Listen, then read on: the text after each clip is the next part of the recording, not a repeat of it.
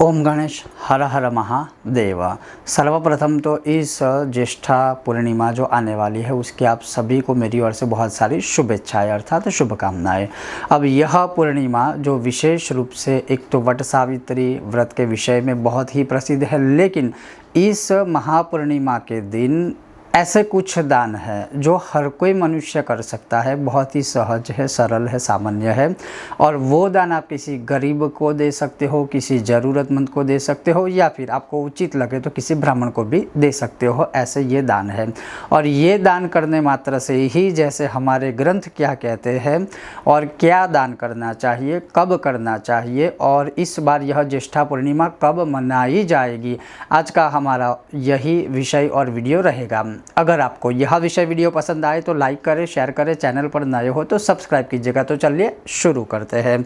तो सबसे पहले ये जानिए कि इस बार यह ज्येष्ठा पूर्णिमा कब है। तो यह ज्येष्ठ पूर्णिमा इस बार जो है वह 29 जून सोमवार को ही रहेगी, मनाई जाएंगी पंचांगों के अनुसार, क्योंकि पूर्णिमा तिथि का जो आरंभ है वह 29 जून 2026 को प्रातःकाल 3:06 से आरंभ होकर के पूर्णिमा तिथि को ही समाप्त होगा 30 जून 2026 को प्रातःकाल 5:26 तक। अर्थात 29 की अर्ली मॉर्निंग स्टार्ट हो जाएगी और 30 की अर्ली मॉर्निंग जो यह तिथि है वह समाप्त होगी। तो 29 तारीख को ही इस बार यह ज्येष्ठ पूर्णिमा जो है मनाई जाएंगी और ज्येष्ठ पूर्णिमा से संबंधित जो भी दान आदि कार्य होंगे वो 29 तारीख को ही करने होंगे। अब सबसे पहला दान जिसके विषय में हमारे ग्रंथ क्या कहते हैं कि ज्येष्ठ पूर्णिमास्याम तिलदानाश्वमेघ फलम, अर्थात जो कोई भी मनुष्य ज्येष्ठ माह की पूर्णिमा को सफ़ेद तिल के यथाशक्ति दान करते हैं तो अश्वमेघ फलम, अश्वमेघ यज्ञ करने जितना फल मिलता है। और ये जो शब्द है वो हमारे ग्रंथों में लिखित है, किसी मनुष्य के द्वारा कथित या लिखित रूप में नहीं है।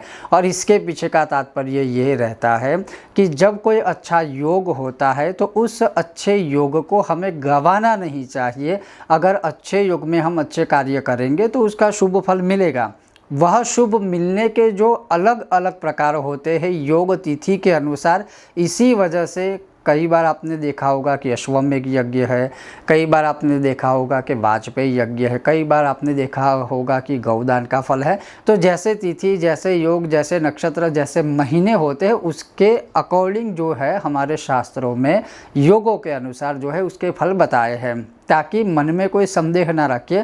मूल इसका तात्पर्य सदैव यही रहता है कि कोई अच्छा योग आ रहा है और उस अच्छे योग, उस अच्छी तिथि, उस अच्छे नक्षत्र, उस अच्छे समय में हम कुछ शुभ कार्य कर पाए, इसका तात्पर्य ये संदर्भ में लेना चाहिए।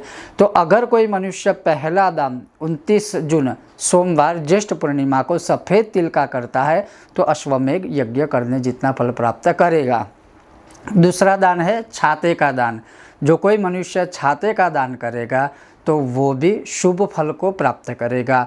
तीसरा दान है जूतों का, चप्पल का दान जो है, तो जो कोई भी मनुष्य जूतों का दान करेगा उसे भी शुभ परिणाम मिलेगा।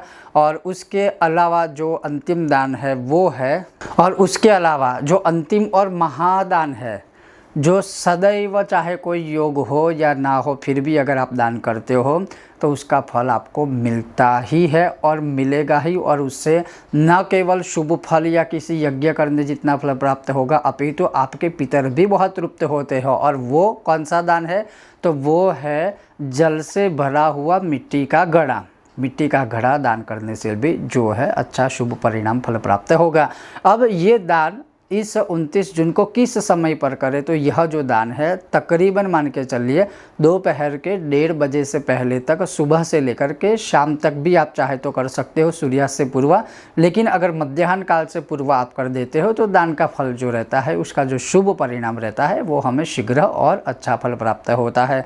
तो इस बार यह जो महादान है वो इस 29 जून को ही करना रहेगा। ये था आज का विषय और वीडियो। इसी से जुड़ा हुआ कि आप विशेष रूप से क्या साधना, मंत्र, स्तोत्र पाठ आदि कर सकते हो, ये भी वीडियो बहुत जल्द आपके सामने मैं प्रस्तुत करूंगा। अगर आपको आज का यह विषय वीडियो पसंद आया हो तो लाइक कीजिएगा, शेयर कीजिएगा, चैनल पर नए हो तो सब्सक्राइब कीजिएगा। ओम गणेश हर हर महादेव, जय सिया राम।